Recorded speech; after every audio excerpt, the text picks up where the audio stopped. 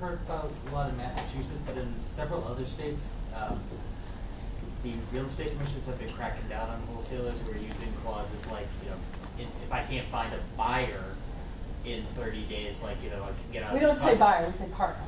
Well, I gotta say, but Yeah. you gotta be really careful with the Absolutely. verbiage. If you say something like, I'm gonna find a buyer for your house, and you're working as an unlicensed real estate agent, and Right. they can nail you badly. Right. So everything has to be about the contract. not Exactly, and that's property, why you you're want an not attorney finding to look at buyers, it. you're working with partners and colleagues and stuff like that. Right. You're not acting as a real estate agent. An agent is not taking title or whatever, an agent is just matching, you're actually taking title on the property. So, you're not taking title, I'm sorry, you're putting it under contract, unlike a real estate agent is not going to put it under contract. So you're not an agent, you're not acting as an agent, you're not licensed as an agent, but you do want to be very careful on the verbiage, and that's why we're saying make sure that's You're selling a contract, you're not selling a property. you're selling the contract, not the property. You're signing your contract. Yep, absolutely. Bill, yeah. So when you do this, are you getting put on the HUD to ensure you get paid? You can do it both ways. We've seen it both ways. I can get my name on the HUD and I'm paid right there. Sometimes sellers are like, what? Who? You're getting $15,000 and you didn't even do anything and you're not even. They get a little. So sometimes you can get paid off the HUD. Work that out, but yeah. Usually it's all on on the HUD and spelled right out there. Is it actually legal to get the assignment fee before the closing? No. No. I would never. No.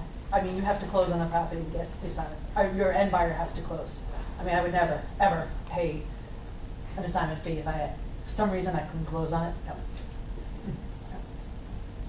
Attorney and title company are one and the same, correct? In this state, we close with attorneys. Some other states, they close with title companies. The title company is the company, I believe, I'm not aware, but that checks and runs the title. The attorney works with the title company to run the title on the property to make sure it's good, marketable, like whatever title. But in this state, we close with attorneys. Yep. Would you say most of your deals come from direct mail?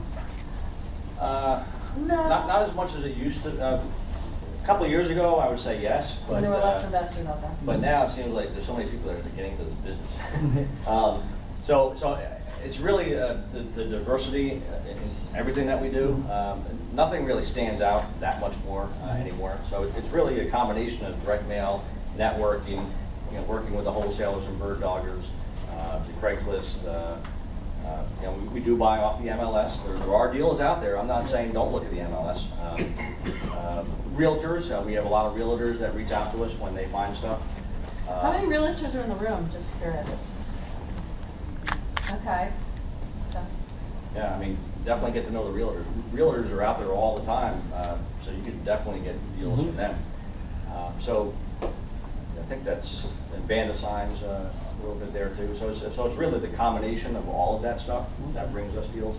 If you put all your eggs in one basket, like you just do direct mail and nothing else, then you're really going to limit how many opportunities you create. Okay.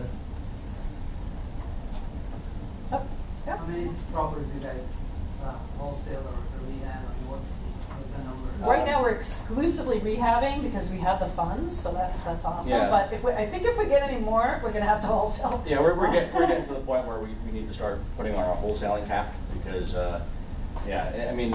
in this market, with the cost involved of buying properties and everything else, We're working there's on only 5 there's right only now. so much money out there We've available got to us. 5 going on right now, active rehab. Yeah. So I'm the one who manages them, so I'm like, okay.